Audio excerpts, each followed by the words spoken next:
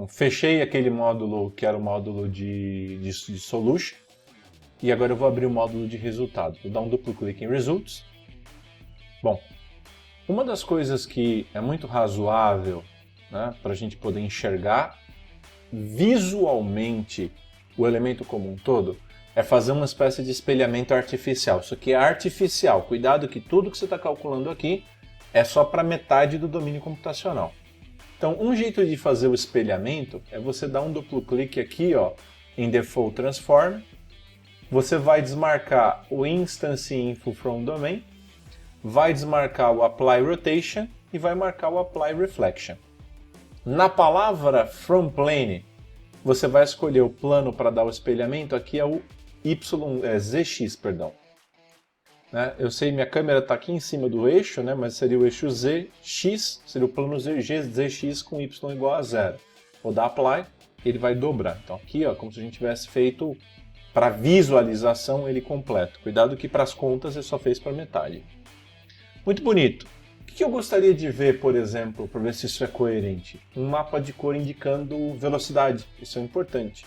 Então se você vier aqui, eu for em Insert Contour, vou aplicar esse mapa de cor, esse Contour, deixa eu deixar ele com o nome Contour 1 mesmo, e eu vou aplicar esse negócio sobre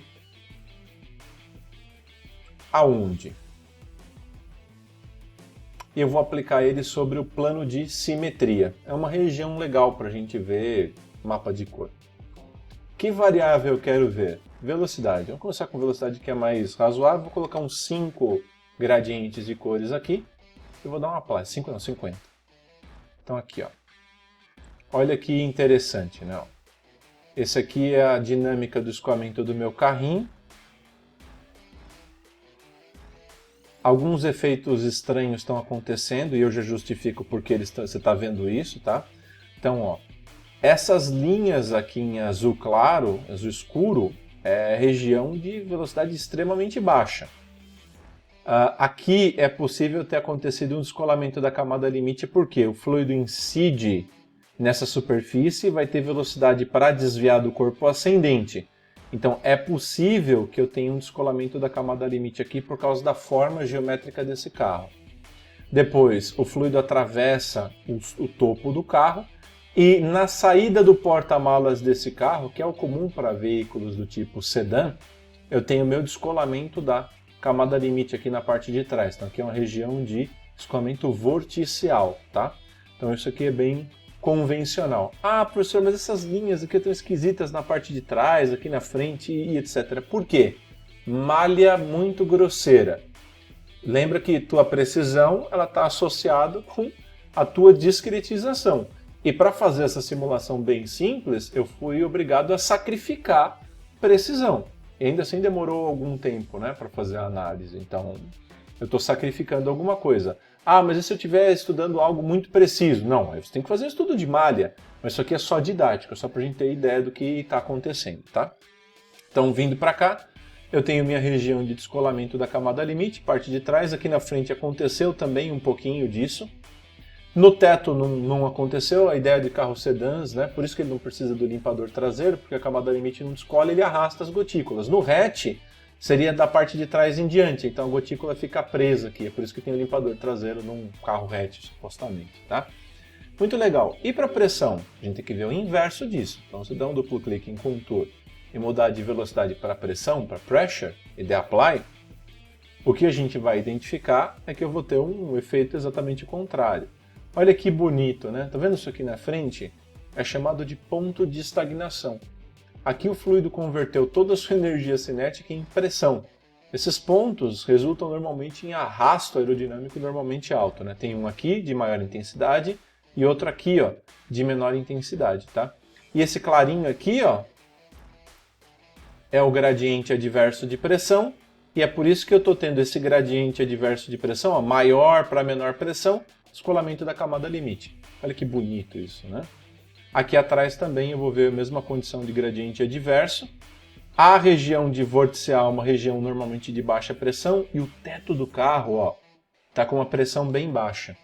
E pressão baixa no teto do carro vai te dar uma força ascendente.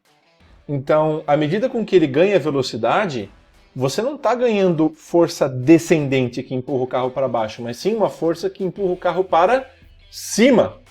Isso é sustentação.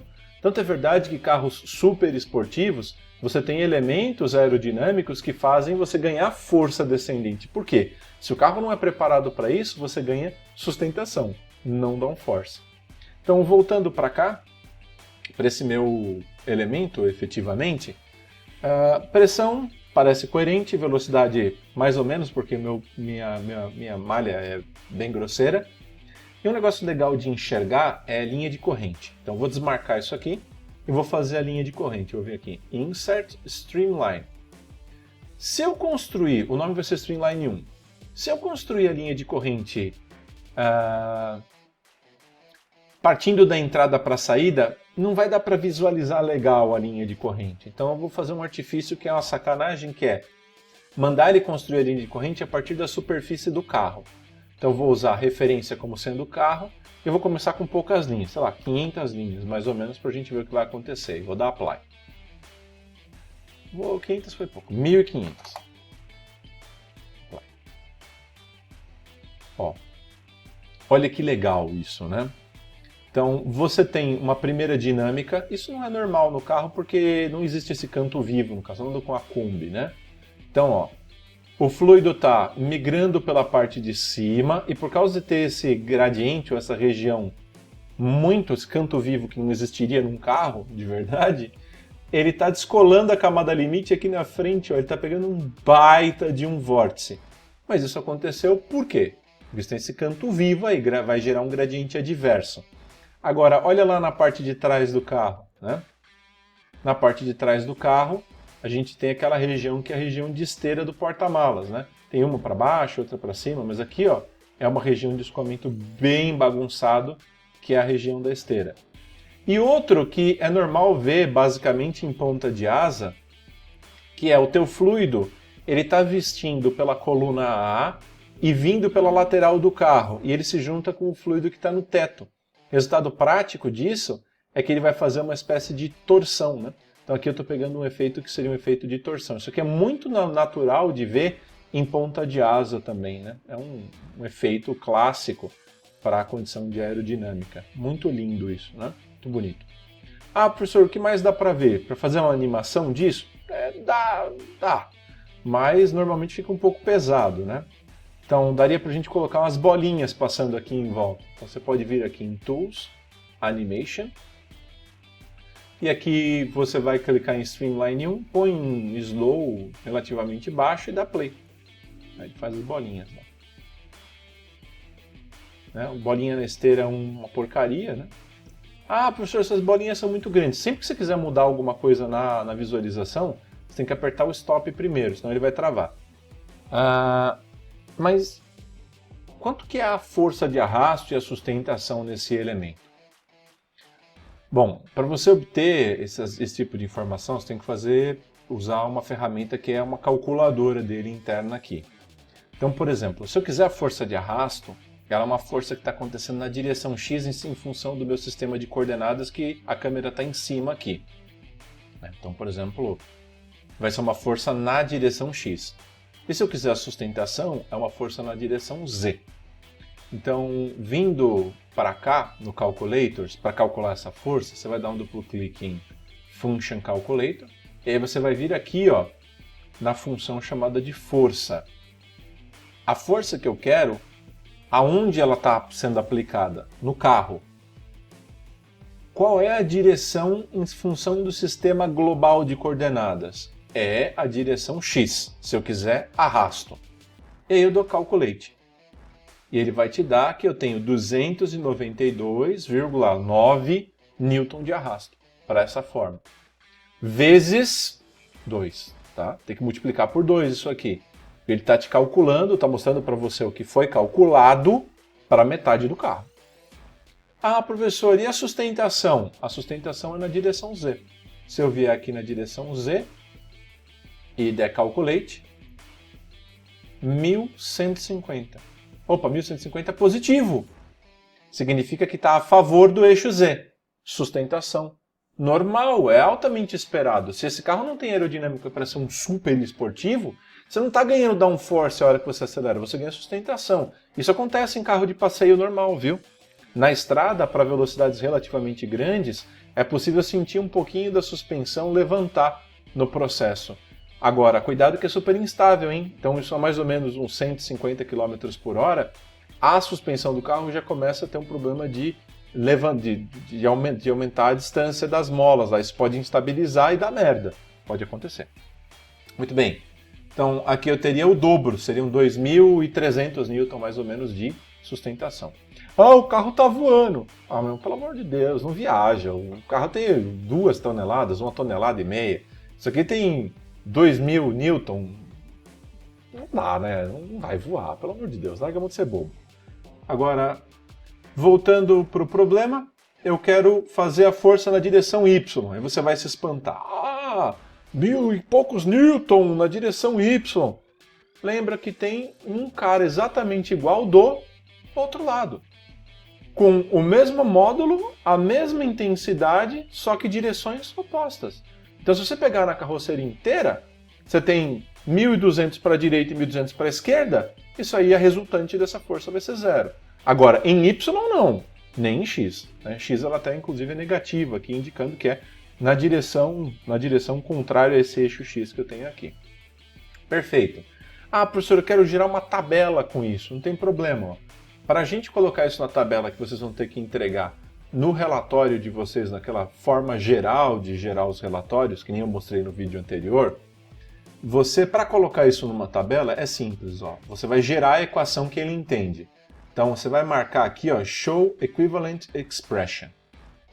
Eu quero que você me dê a força na direção X e a força na direção Z, que seria sustentação e arrasto. Então, vamos começar com arrasto. Na direção X é arrasto, Show Equivalent Expression e Calculate. Aí ele mostra para você ó, como é que ele calcula a força no carro. Então, é force, underline X, abre e fecha parênteses, arroba carro. Então, é a força na direção X aplicada no carro. Vou pegar essa linha aqui ó, e vou dar Ctrl C. Agora eu vou ir nesse Table Viewer aqui. Nesse Table Viewer ele não tem nada, porque eu preciso criar uma tabela. Então você vai vir aqui em Outline, vai clicar com o botão direito no seu Report, Insert Table. E o nome vai ser Table 1 mesmo. Ok. Então vamos começar aqui a indicar, sei lá, em qualquer uma das células que você quiser. Vou começar com essa daqui e vou chamar de arrasto. O arrasto, e eu quero que ele calcule o arrasto aqui ó, na C2, vai ser igual Ctrl V. E aí você vai dar um Enter, olha lá que bonitinho, ele vai te dar o valor do arrasto, menos 2,92 vezes 10 elevado a mais 2 Newton. Tá? Ah, professor, eu não gostei da forma como ele está escrevendo aqui a expressão, quero que ele coloque uma forma diferente desse número. Não tem problema, você pode vir aqui ó, e formatar o número e escolher, eu não quero científico, eu quero decimal fixo. Mostre ou não mostre as unidades, tá? Dá para você pedir, ó. Olha lá que bonitinho. Eu quero que você faça a mesma coisa para sustentação. Sustentação será a força na direção Z. Então eu vou voltar lá no meu Calculators, vou mudar de X para Z e vou dar Calculate.